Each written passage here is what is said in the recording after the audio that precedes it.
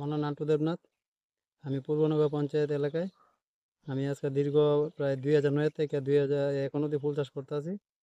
আমি মেরিগোল্ড, গোলাপ, জারবেরা, এন্থুরিয়াম, গেডুলাস, চেরিগেন্দা, কাশিগেন্দা, চন্দ্রমল্লিকা, ডালিয়া ইত্যাদি বিভিন্ন রকমের ফুল চাষ করে আমি খুবই উপকৃত হয়েছি।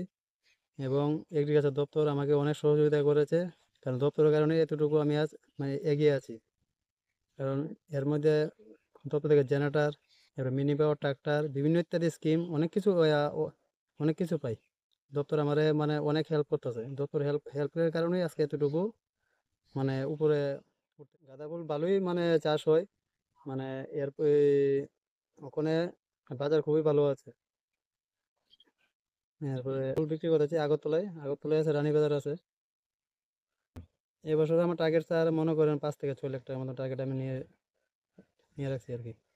গত বছর প্রায় প্রায় 5-এর কাছাকাছি হয়েছে।